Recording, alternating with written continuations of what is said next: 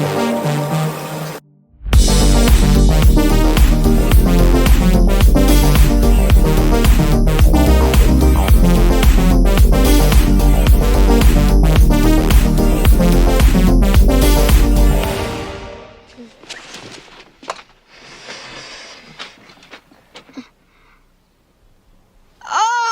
God! Elliot. What? Elliot. I taught him how to talk now. He can talk now. Elliot. Look what he brought up here all by himself. Elliot. What's he need this stuff for? Elliot. E.T., can you say that? Can you say E.T.? E.T. E.T. E.T. E.T. Be good. Be good. I taught him that too. You should give him his dignity. This is the most ridiculous thing I've ever seen. Phone. Phone? He said phone? He said phone? Can't you understand English? He said phone. Home. You're right. That's E.T.'s home.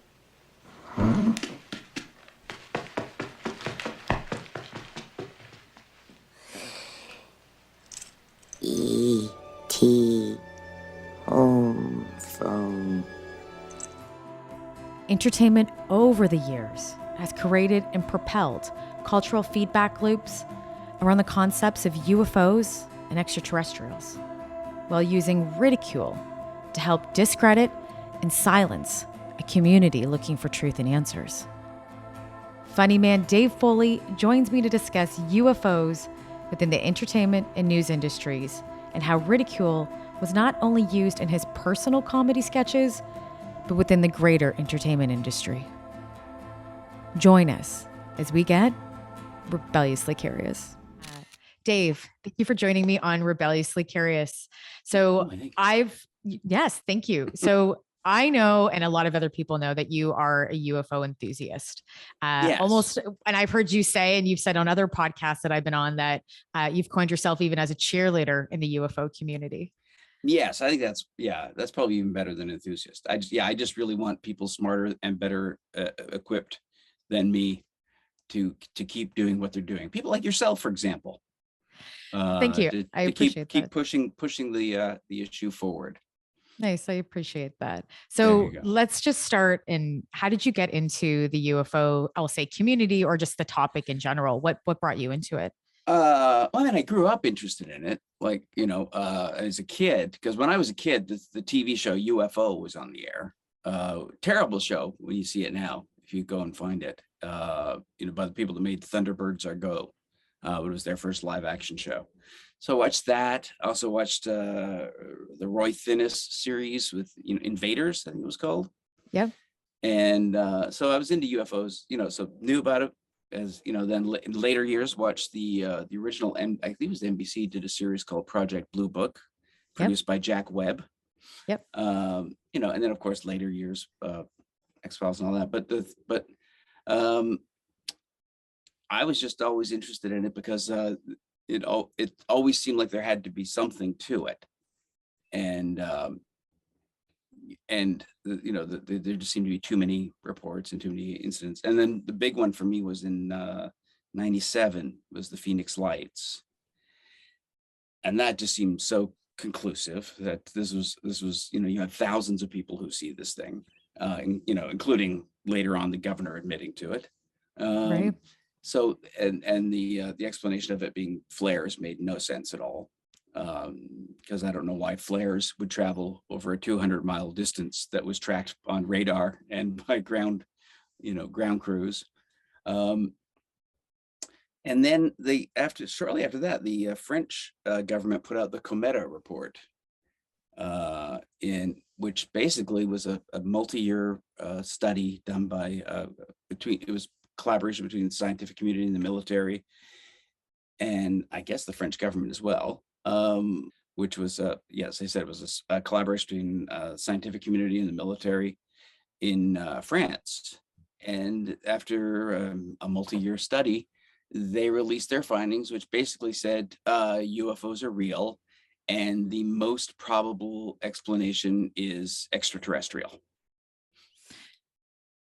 Yes. And so, okay, you've led me into like a question I was going to ask you later on. Oh, but okay. Let's then we chat can get about done early. that. Exactly. There we go. Exactly. And we can be like, we're done now. It's like, this Ah. is it. And it's 2 minutes. I know it's great. Everyone's going to share it. They're going to love it. Because the kids, that's all the attention span they have, I hear. That's it. From That's people that run networks. Right. This will be short enough for us to put on TikTok, which is what everybody's going to be on. So obviously. Yeah. So then what theory do you believe in then? Or what theory do you go by? Because we have, the extraterrestrial theory. We have just UFO theory. We have that it is foreign adversaries. We also have that there's, again, I said the extraterrestrial and then the interdimensional. Like where do you land in this? Well, there's only one theory that I can dismiss. And that is the foreign adversary theory. Okay. Other than that, I can't dismiss any of them. But the foreign adversary one, you have to dismiss because I'm not stupid. And I think that's the only way you can think it's Russians or Chinese is if you are debilitatingly stupid. I think because these things have been flying around in the sky for a very long time. And if they were Russian, I would now be fluent in Russian. And if they were Chinese, I'd be speaking Mandarin right now, not English, because whoever has this technology, if they wanted to, in an instant, would just conquer the rest of the world. And obviously, it's not dark projects from the U.S. because the same thing is true. I mean, America does have an empire, but that empire would be absolutely universal. If they had this technology, I don't think there's any. I don't think America would resist it either. And just the simple fact that no one has dominated us, no one has taken over, and we know people want to. We know other countries would like to. Yeah. And they haven't. And if they had this technology, they would have. So that's the only one I can dismiss. I mean. Interdimensional, sure, why not? Okay. I mean, if we're gonna accept that these craft can do all the things they are clearly doing, and that's not it's not even up for debate. They are clearly doing these things, and they're documented doing it. And the government and the military are admitting they're doing it. Then what was I talking about? It's okay. What theory do you think if it was? If it's interdimensional, extraterrestrial, or an adversary? Sure, yeah. It could be. We don't, if we're gonna, if we have a lot of physicists who believe in the many worlds theory of the universe, and that's that they're basing that on physics. Now, if it's possible that there are many universes coexisting in a quantum universe, then sure, it's pretty hubristic of us to say no one will ever figure out how to travel between those universes, or no one will ever figure out how to travel between dimensions if there are other dimensions and other parallel universes, just because we can't figure it out. Right. Because I don't know if you know this, we don't know where 95% of the universe is. Okay, interesting. I actually didn't know that theory. Yeah. Then why would you? Yeah. Okay. Where did it go? We exactly. We need to find it. Apparently. Yeah, they've done their calculations and they found that for the universe to behave the way it behaves, it's short about 95% of the mass and energy that it needs. Wow. So then that means we really don't know. Obviously, we don't know enough, and we're learning more. No, so only Neil deGrasse Tyson knows everything. Exactly. Well, that's an obvious with Neil. So now we're going to get into like the entertainment side, because again, like you're just perfectly setting me up for segues. So thank you. Well, it's sort of my gift. Right. It is. Exactly. It's the improv gift. So when we're looking at entertainment, because obviously you have a big name in entertainment, and when you talk about UFOs within, on Twitter or anywhere else, you have a mainstream presence. So it says a lot.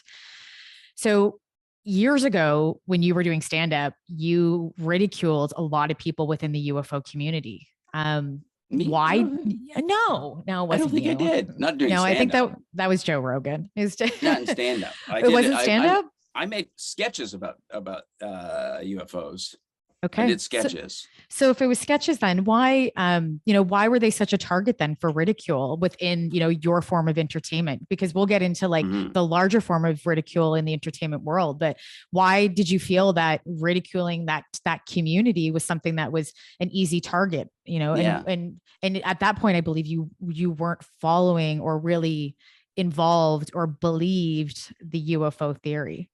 No, believed it then too. I mean, I Okay. think the sketches I did about UFOs were much more. I used it much more as metaphor. But in retrospect, I kind of wish I hadn't. Because comedy, I do believe that as I call them, my tribe of comedians has done a tremendous amount to harm people who have experienced UFOs and people who have been researching it and trying to get people to take it seriously. And that's not by accident. It's definitely we were in a way conscripted by the government to do it. Not with anyone's knowledge, but in the past, I mean, comedians, they'll go for the low-hanging fruit most of the time.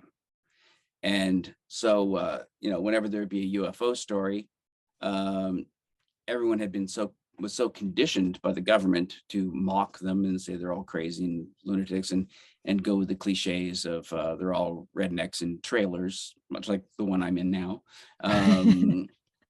Then then you could just go to those tropes and get your laugh on the Tonight Show, or even on Saturday Night Live recently, when UFO stories would come up.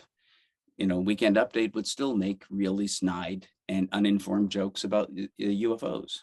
So then you were following then the mainstream media when it came to like what the government was kind of saying through disinformation campaigns and then through what the masses were saying. You've just kind of took that and then brought it into your own type of comedy as well. Well, yeah, I was using it as metaphor for like I did a sketch called it was the anal probe sketch, which which was about aliens who an alien who's becoming disenchanted with the gig and is basically saying we've been coming here for years and years,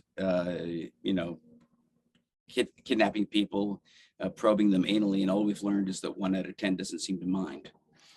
And so that was basically the tenor of that. But that sketch, can you hear the planes? I can hear the planes. Oh, they're listening now. Holding for plane. Exactly. But that sketch was really a metaphor for how I felt about doing sketch comedy at that point, particularly the kids in the hall. So anal probing was kind of my metaphor for us being supposedly shocking and risque. And, and for the fact that I was just really tired of writing sketches at the time. So that was kind of the metaphor. And then now when you look at it, do you feel like there's because I know we've used the word repent, or I've heard you use the word repent Jeremy before. Does. Exactly. Right. He says that you repent. So now when you look back at your comedy, how do you feel now? Like, is it still, do you still stay true to those pieces, or do you feel that they were maybe or were they even insensitive at times? Would you consider? I think the use of the anal probing as an image, as a metaphor, might be a little insensitive to people who have undergone abduction experiences, and wasn't intended to be. As I said, it was more just about my own disenchantment with my own craft. But it was just, I did another sketch called Quarter Life Crisis, which is about a lawyer who decides he wants to become a fireman and buys a fire engine. And so it was about around the same time. So I was doing a lot of writing, sort of thinly veiled cries for help, I guess, as I was just wanted to end the show. And so now, like, but I think, I wish I had, I kind of wish I hadn't used that trope. But it worked, and it's still a pretty good sketch. It is, and it's funny, and Yeah. it's funny and it's good. I'm like, because Yeah. I agree. Like, there's obviously people in the community that have had abduction experiences that have so much other trauma. If for them, those things are real. Yeah. So I agree. Like, I agree. It's but it is comedy. There is that Yeah. part too where sometimes we do have to laugh at ourselves, and yeah. obviously being alien probed is not it's not very Yeah. much. It's not as funny to some, but I Yeah. do agree that even currently in the UFO community, we still have to laugh at ourselves because Yeah. it's a pretty interesting community. Well, yeah, it is. Yeah. Very, Yes. a lot of it's insane. Yeah. There's, yeah. And that's something that's never really Yeah. addressed that much, is the mental health within the community, Yeah. and there are ways that can be addressed through comedy and Yeah. everything else. But I got to tell you, the mental health within the improv community, just as bad as the UFO community. Fair enough. Yeah. And not nearly as useful. Fair enough. Well, I'm going to put a tangent in this, but I was actually having this conversation with a comedian last night, and we were talking about communities and how some communities in the comedy world are very disattached, or comedians can be very disattached to each other. And I said, it's so different in the UFO community. I said, there is this, even though people don't agree on everything and there is disagreements, but there is this kind of understanding and working together, and people work globally together. But in the comedy networks, there is a lot of competition, and I don't know if you would agree with that. Especially in stand-up, I think, more than sketch. Fair enough. But definitely in stand-up. And although there's a lot of there's a bond between comedians too that's very strong. At least ones that respect each other. The ones that don't respect each other, there's no bond. It's brutal if you're not respected. But I should also say, I have to admit, I very much did dismiss the abduction phenomenon for a very long time, and only really started really accepting it probably in the last 5 or 6 years. Well, you also had a friend that said they were abducted. Yeah, and I was not in any way supportive, or did not seek my friend out to get details on it. I just kind of thought, oh, that sounds crazy. And I did, and it's only recently when I realized that, if I'm accepting that UFOs are here, then denying the possibility of abduction is just absurd. Because if I'm accepting there's these craft here that can do these things, and they aren't us, then of course they're going to abduct people and study them, or whatever they're doing. If they're doing it for breeding, I don't know. I mean, I hope David Jacobs is wrong. But it's but once if you're willing to accept that the UFOs are real, then you're just kind of trying to protect yourself emotionally if you don't look at the abduction phenomena as well. Yeah, then what's the new ridicule then? Because and I ask you this because we look at mainstream media now, because UFOs have been accepted within that, within news and entertainment. And so is there a new form of ridicule compared to the past? Well, I think it's the old ridicule is just dying out. Okay. And it's still there on, you can still find it on Twitter, I guess, but you're seeing it less and less often in the media. You're not seeing it on the news as much. And the evidence of that is that you're hearing the X-Files theme a lot less often. And I was talking to our friend Jeremy Corbell about that because I've been watching all of his appearances over the last couple of years, which have been, constant.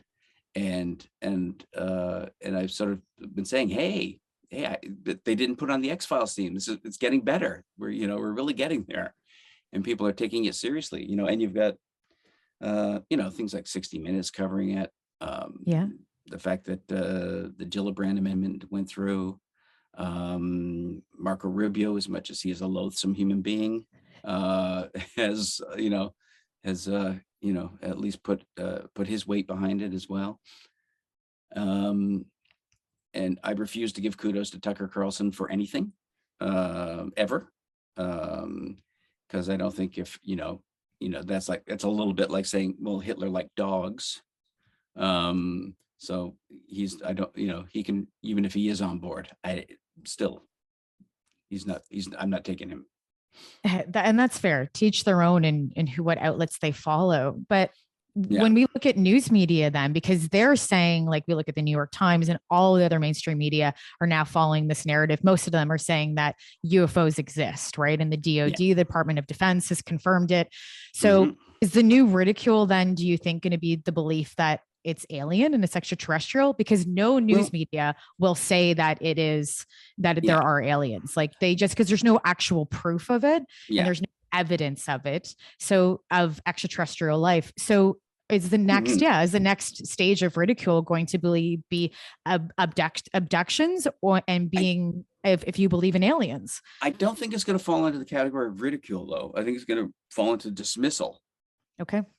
Why do you say that? You don't think people will be ridiculed based on like the belief of aliens rather than them saying that we know something exists, we just don't know what it is? No, I think it'll be a smug dismissal of the notion, because they're not really writing off the idea that it's alien. They're just saying that there's no evidence, which isn't true, really. That there's no evidence. I would say that there's more circumstantial evidence for it being alien, or if you want to say interdimensional, than there is for it being a foreign adversary, because all the evidence that points to it being something that no nation on Earth has access to is good evidence that it might not be from this Earth, because we know for a fact that nobody on Earth has this technology. Because we know the United States knows what every country on Earth has. It's true. Nothing happens in secret, between countries. The spying techniques are just far too advanced. The pixel resolution that spy satellites have is pretty intense. The human resources that the US has all over the world are pretty amazing. We can't even begin to guess at it. So that is in and of itself a form of evidence that it is extraterrestrial, or at least non-human. That if it's from Earth, it's from some people living on this planet that we've never come into contact with. We've never met. They've never, chosen to communicate openly with us, or they have, and we just don't know about it.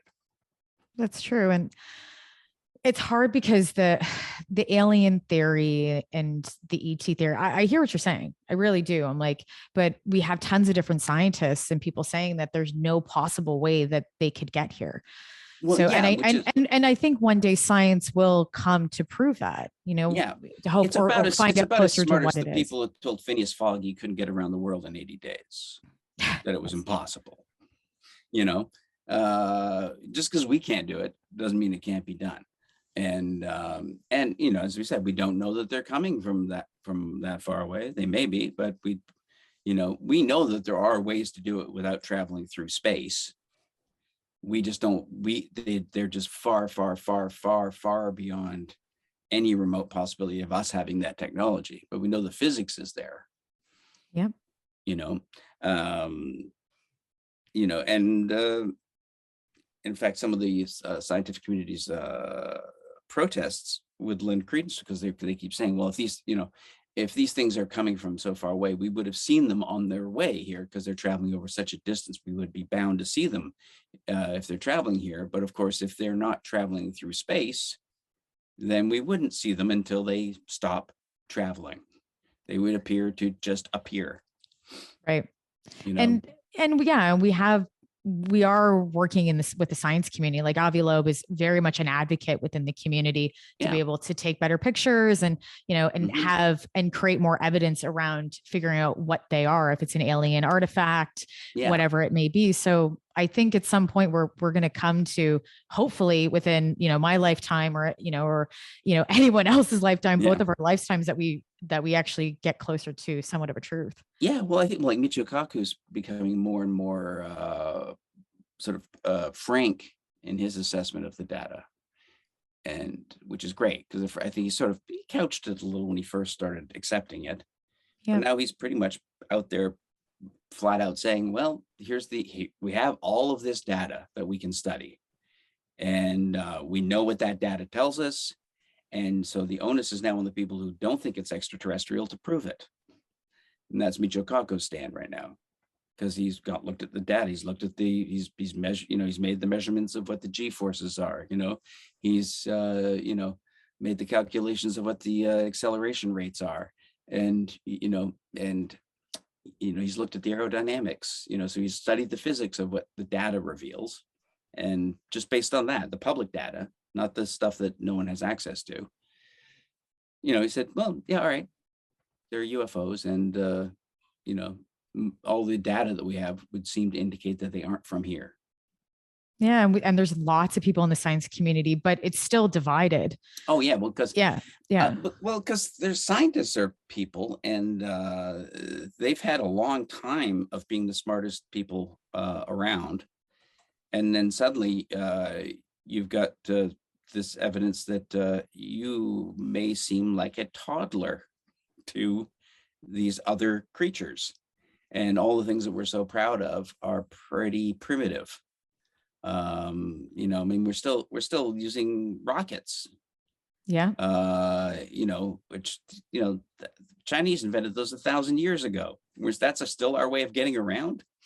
So we haven't made a lot of progress. Not in transportation, that's for sure. We haven't. No. So, and in physics, we found we only, as I said, we've discovered that in cosmology, that 95% of the universe is missing. It's dark matter and dark energy, and we don't know what dark matter is or what dark energy is. And in fact, we have a hell of a lot more evidence for UFOs than we do for either of those things. That's fair. All we have for dark matter and dark energy is that galaxies aren't flying apart, and that the universe is accelerating in its expansion. And based on those two facts, they've decided that something called dark energy must exist that's pushing the universe outward. And there must be something called dark matter that's holding galaxies together, because there's only a tiny percentage of the mass that's necessary for them to behave the way they do. So on that scant evidence, they're all very certain that dark matter and dark energy exist. Yeah. I'm like, and again, I go back to I agree. We have the science community is ever learning and ever evolving, but again, it's always going to stay separated to an extent. And now UFOs are moving into politics. Yeah. The news media is influencing that. Do you think that the UFO topic then, because of news media, I'm going to say, is going to polarize the subject as well in the future? Because if the science community is on either sides, then why isn't the political system going to be on either sides to it? Well, I don't know. Well, the odd thing is that so far that doesn't seem to be happening. Not yet. No, I agree. Not yet. Exactly. Yeah, not yet. They're actually working together, and that's surprising. Yeah. It's the one thing. Yeah, it's the one thing where you do have Republicans and Democrats working together. But it just started becoming political, though. It just started becoming political. Yeah. But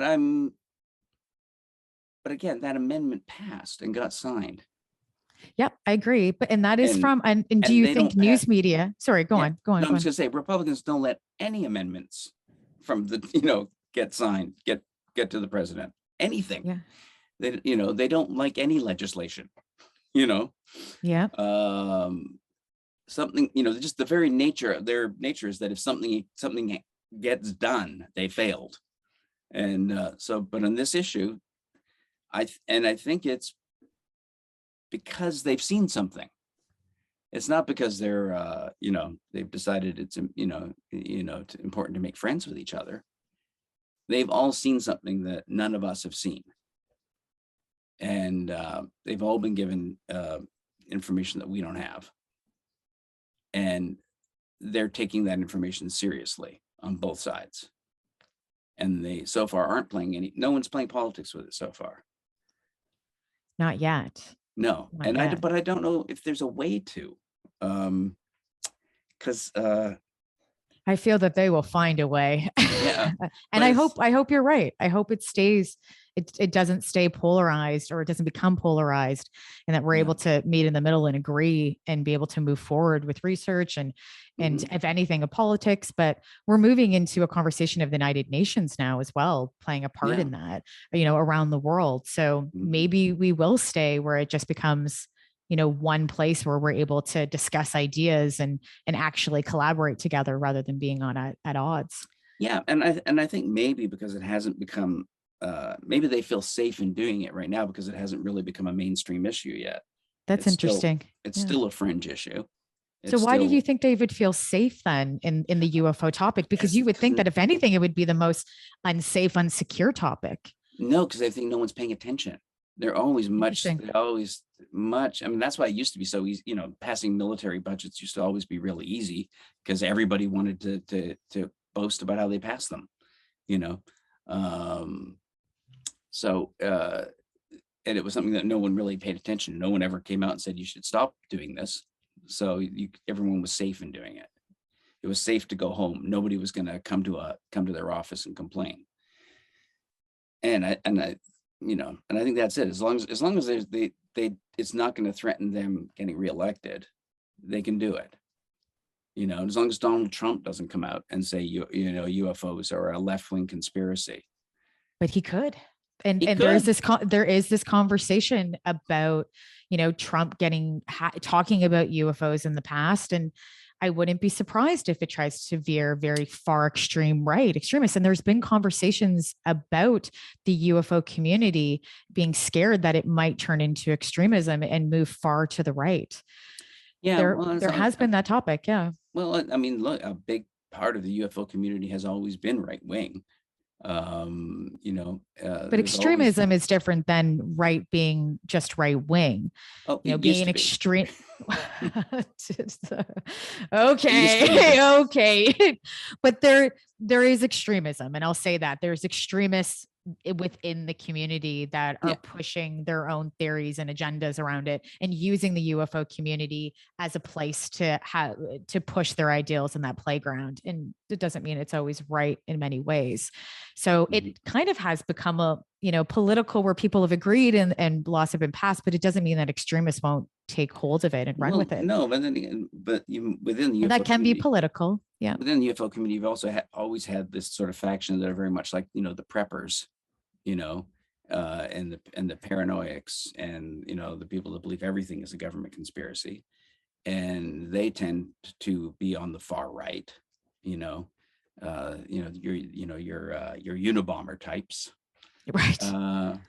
Tend to be right wing, and that wing has always been within the UFO community,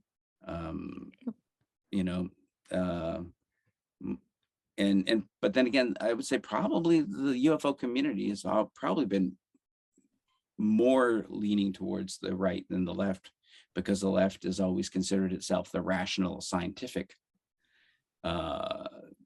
viewpoint. And one of the things is it's really easy to confine the scope of thinking that you're allowed to do amongst liberal intellectuals. Very easy to just narrow down what you're allowed to talk about, right. Which I think we've learned from social media recently, that the left is expert at limiting conversation. Right. And well, and I think we'll see what happens over the years, and we'll also, I do believe that media does obviously has a very strong hold and conversation within the left and the right and how this whole topic's viewed. Yeah. With that said, though, I'm going to say when we look at entertainment, because entertainment is totally different than news media, right? And I think some people, not everybody, but some people might look at entertainment like TV shows as being news media when it's not. Yeah. And no. So do you think that because you've been in the entertainment industry for so long, do you think that entertainment is causing mixed messages in the UFO community? Because it's not always aligned to what news media says, because it focuses very heavily on paranormal. Do you think that it's causing mixed messaging for people in the understanding of actually what's going on with this phenomenon? Well, it's I guess with entertainment, people should not look to entertainment to lead the way, because entertainment is going to tell the easier stories to tell, generally speaking. Except for very minor exceptions. There are going to be a lot of, maybe we all know every movie that we've seen about UFOs is way off, certainly everything that we've seen in films about abductions is way off the mark. So I don't expect that, because they want to tell stories that are easy to get a wide group of people to watch. And stories like, did you watch, what was the Invasion? That was a recent series. I haven't watched it yet. No. Yeah. And it's scary aliens going around killing people who seem invincible, is a better story than aliens who are very opaque and mysterious, and we don't know anything about them. And they seem to be doing weird things like abducting people and mutilating cattle. And and there seems to be a relationship to things like poltergeist activity, and there are those kind of stories aren't easy to build a narrative around. The same reason you've never seen a good action-packed movie about evolution. It's true. Not yet. No, because it's just, it's hard to make a good story out of something that takes millions of years to do anything. I think the alien story is kind of like that. It's hard to think of a way to tell that, because trust me, I'm racking my brain trying to think of ways of doing it all the time.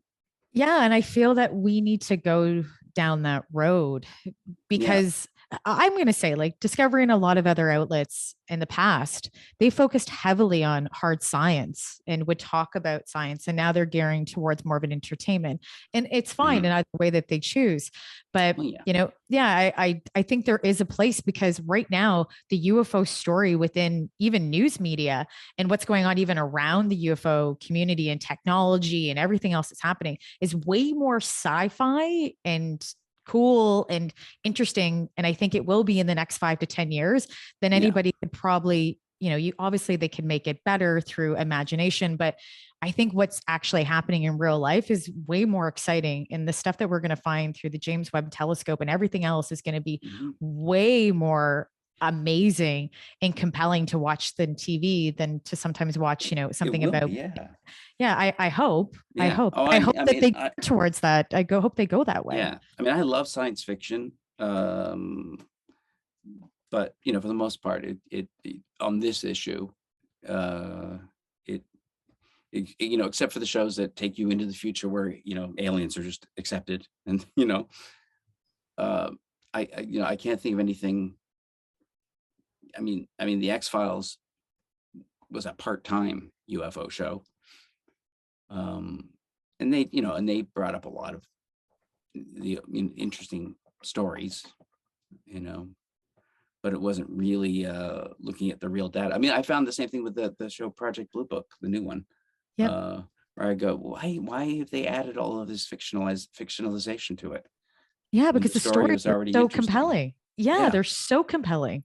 Yeah. Why are you tarting up these, like UFOs knocking out nuclear weapons? What, you don't have to tart that up.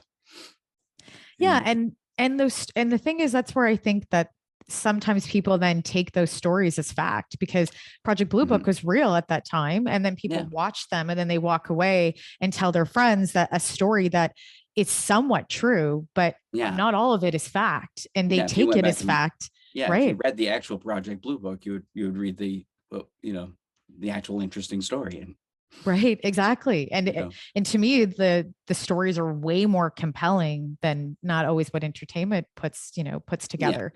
But it is the mechanism of entertainment, and it always will be. And I just hope that they lean more into real stories like they have been in the past like decade, and they lean more into it in the next coming decade. Yeah. Well, I think it's going to be more. I think it's going to be more on YouTube and in documentaries. Like, my hope is that, I mean, the thing I'm waiting for is a really good Nova episode about UFOs. You know. Okay. Yeah. Like, when that happens, that's good. I mean, the 60 Minutes thing was great, but a really good Nova that doesn't, you know, that doesn't take easy outs, you know. Like, anytime, you know, somebody believing they're being intelligent says, well, you know, unidentified doesn't mean alien. They're going, okay, everyone does know that.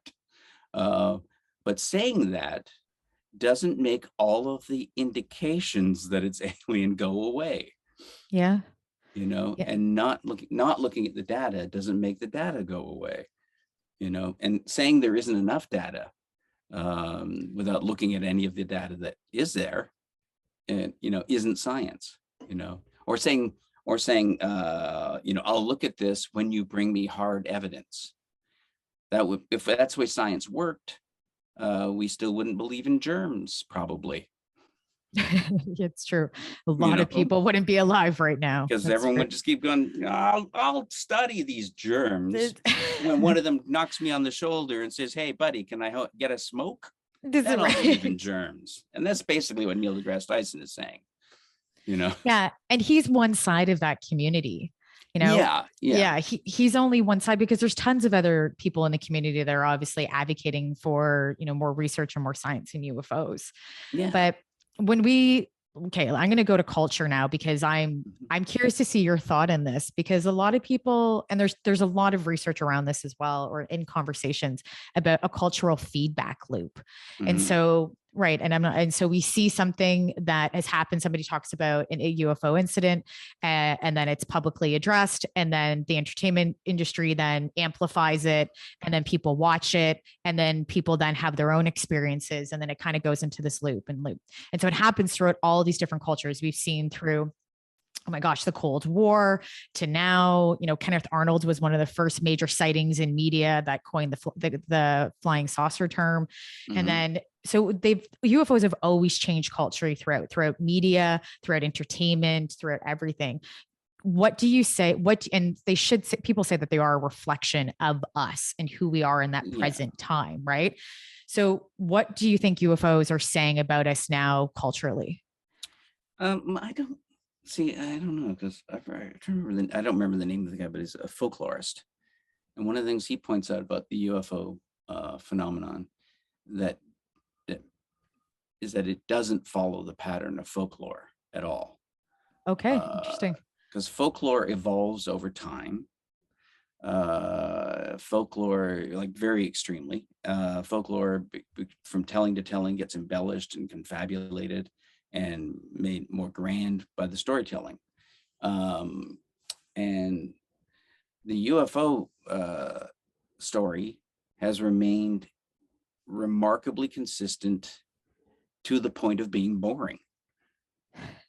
You know, all those people say, yeah, I've seen it.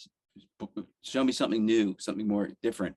But the fact is, you know, the abduction phenomena has remained consistent across the globe and over time. And that's not how folklore works. No. Folklore is constantly evolving and it evolves quickly. So then it does, right? So currently then I would say that culturally we look at UFOs right now, because even during the Cold War, it was an expression of, you know, fears, and there was tons of things going on around that when they were talking about UFOs, what aliens look like, and, you know, from monsters and having this fear. And then the entertainment industry obviously was propelling it and pushing it forward. Yeah. So now we have this conversation where, and again, using it as metaphor as well. Exactly. We're using the alien story as metaphor for the Russians, the Chinese. Yes. Yeah, 100%. And in the entertainment industry was taking that. So now we're going to be seeing, you know, are these new metaphors within modern day entertainment and media, are they going to be more collective of groups together working together as one? Maybe I would hope, because that's kind of what we're looking at. Or is it going to be something else? I'm curious to see what it's gonna look like in 5 to 10 years, or what the new UFO, cultural feedback loop's going to be, because we're living it right now. Yeah, I guess because I've gone through the waves of when I was a kid, when aliens were they like before my time, aliens were scary. And then within my youth, aliens became these beneficent creatures that were here to elevate us and save us. And then probably in the 90s, they got scary again because America got afraid of everything again. Like Independence Day, it became about more about fear of the other and about bonding together to fight battles. And that kind of has carried on for quite a while. That idea of going back to the alien as the other and the invader and the threat to the American way of life. And I don't know, but then again, I think a good an example of where maybe the storytelling could be going, but probably not, because it wasn't a huge hit. This is the movie Arrival, right? Which was very much an intellectual, examination of what does it mean to really encounter an alien race, and just how different could it be from how we perceive reality, and what could we learn about reality from them. So it was an intellectual story about the other as new insights and new education and new perspectives. Yeah, I think Villeneuve, put the nail on head there when he was showing us a reflection of, how we would obviously interact with another civilization or another being. It's a reflect of how we operate together as a society. Yeah. We don't even accept each other. Yeah. So, in the movie, at times they still had to sort of add sort of a ticking clock of the military wanting to interfere. Right. There's always got to be a challenge, right? Which isn't in the short story at all. Oh, I didn't know that. It isn't. Okay. No, the short story is entirely just about the main researcher and the two main researchers and their relationship, and how learning the alien language affects her life. How she becomes she no longer lives in linear time because of the aliens. So it's basically, the story is really about her coping with that, about coping with knowing everything that's going to happen, being able to remember the future and the past. Wow. That sounds... And that's really what the story's about. But and in the it's movie, always better. They have to add a little, again, they always have to add some conflict. Right, exactly. There's always got to be conflict, because that's what people, they want the suspense. Yeah. So before we wrap, is there anything that you want to do, or is there any projects that you would like to do within the entertainment, if it's news media, around the UFO topic? Because you were really a cheerleader in this, and with so many other different celebrities that are now jumping on and talking about UFOs, or even just aliens and or abductions conversations, like Demi Lovato. So is there anything that you've been wanting to do? And if so, what would it be? Well, one thing I've really been kicking around a bit in my head is I'd like to do a series, and I even thought I want to call it Really ? And I want it to be sort of a broader examination of just trying to understand as much as I can about what is reality. Because the UFO story is only one aspect of what is caused me to question what reality is, and where we fit into it. And and there's a lot of theories that I've studied in terms of I'm trying to learn what I can with my grade 10 education about quantum mechanics and about cosmology. Also really interested in the phenomena of persistence after death, Okay. I'm very interested in ghost phenomenon. Very interested in, I guess what we'll call paranormal phenomena of like things like remote viewing and, psychic abilities. Because I think, again, much like the UFO, there's just too much, evidence. I mean, ghosts have been a part of human experience for as long as there have been humans. So we should, instead of just going ghosts don't exist because they can't, which is the way science tends to work these days, we should be going, well, a lot of really intelligent and a lot of really credible people have had ghost experiences. So maybe we should try and figure out why. Yeah. I honestly think that the UFO research within the science community is going to open up the door for other paranormal research as well. Like we know Robert Bigelow is doing so much of it on his own independently with Bigelow Aerospace, but I think that it's going to start moving into more scientists looking at it. Once the UFO topic is taken even more seriously within the science community, they'll start looking at everything else as well, which is really exciting. I think it's so exciting. Yeah. Well, once you break that barrier of the it can't happen, so therefore it didn't, which is the scientific approach right now.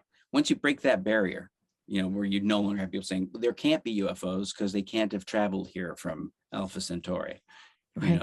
They can't have gotten from the Pleiades to here. So because they can't, it's not possible, it didn't happen, as opposed to going, well, how could it be possible? And trying to trace that path. And I think you're right. Once you open the door to that kind of thinking, then you can start actually looking for the data, as Avi Loeb is saying. Because right now, scientists are not just not looking for the data, they are eating their own tails to avoid looking at the data. I've heard Avi Loeb on YouTube, like a group of different scientists where he's just really fed into different scientists and said like the ridicule has been horrible.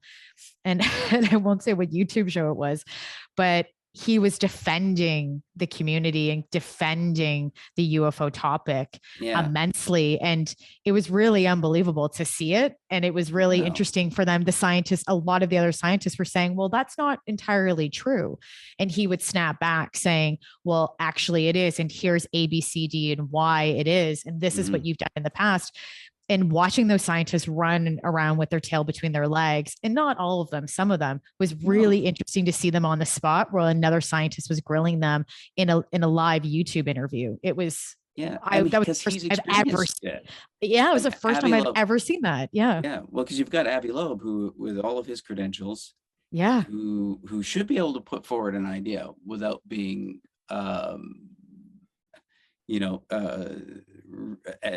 enduring ad hominem attacks from other scientists.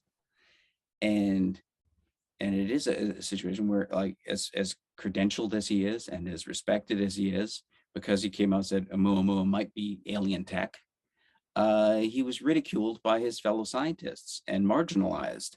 And people started almost denying the quality of all the other work he'd ever done, and saying he's not that important. So he's experienced the what I guess we would call the cancel culture within the scientific community. For sure. When you step outside the parameters of what you're allowed to think about, you will get yourself crushed. Right. And he is the prime example, you're right, of the science community pushing back. But now, he has such a large voice, and there's so many people that really believe in his work that at least he's having, it hasn't been fully canceled yet, thankfully. And I don't think he ever will be. I think he'll have a larger voice as we go on. Yeah. And I think we can all say he's only just starting to learn. Yeah, I agree. Well, and he's just started the project too. Yeah. When you hear him talk, you realize he doesn't really know all of the history, the background stories. He doesn't know about, he doesn't know about Malmstrom Air Force Base, and he's just learning about those sort of things. Yeah. And I'm actually okay with him You know, Yeah. because some people are like, look at the past data, look at all of this. And I think he's doing the right thing personally. I'd Yeah. say that he's doing the right thing, gathering his own research and his own Yeah. data to start clearly to have a better look at it rather than being influenced from the past. Yeah. I think it's smart. I think it's smart because then it gets away from the ridicule as well. And Yeah. obviously he knows that. Mhm. And Harvard's doing an amazing job backing him. And whoever thought that Harvard would back Yeah, something like it is this? Yeah. amazing. It's And unbelievable. Yeah, and it is very encouraging. Again, and I think Michio Kaku is very encouraging. And you know, as disappointing as so many other scientists are, you know, and as annoying as Seth Shostak is over at SETI, you know. That he always gets a bad rap. But they really kind of deserve it. No. They really do. Oh, SETI. They really are. They're looking to the stars, but you know, from the vantage point of their own assholes. That's the problem. You know, I'm gonna leave that topic to you, Dave. Yeah, I'm gonna leave that comment to you. You get better resolution on those telescopes if you take your head out of your ass. I am not commenting to that. Before we wrap, you have to All tell right. me what is going on in the back there because that's not your house.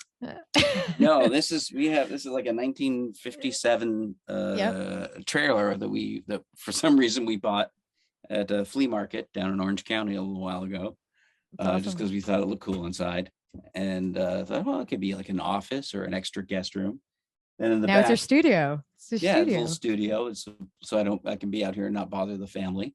And it certainly seems appropriate for the UFO conversation. It does. It just needs to be more of a, well, it can be any shape, let's be honest now at this point. But Yeah. it would be nice if it was a circle, it was a disc. Yeah. But you know, I mean, it's quite a cozy little We just need to get you like a little trailer. tinfoil hat, you know? Yeah.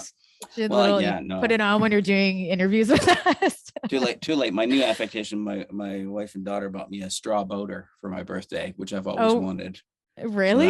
I love straw boaters. I think they're gorgeous. What's behind you then? Who are the two characters behind you? That's Yeah. Mrs. Beasley from Family Affair, right? Yeah.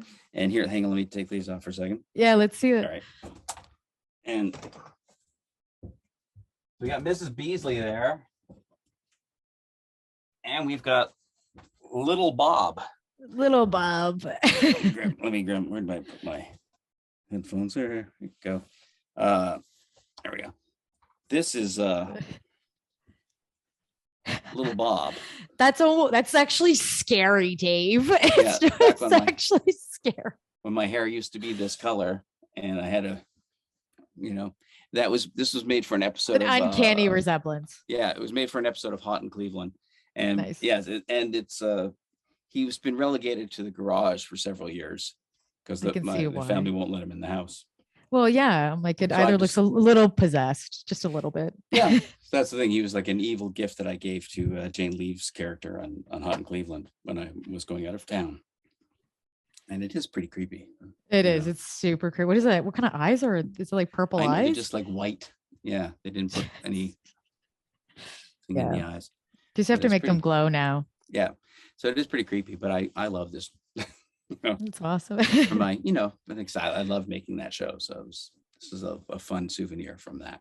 It's awesome. And like everybody having a replica doll, it's amazing. You need to get Yeah. you a Muppet now. Get your replica Muppet. Oh, I know. Yeah.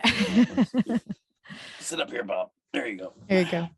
So, and then last thing too, you have Kids in the Hall that's coming out. That's a reboot. Why? Yeah. Do you know the date yet? Can we talk about that? We don't know an actual date. I think it's Okay. probably right now. It's looking like it's probably going to be sometime in May.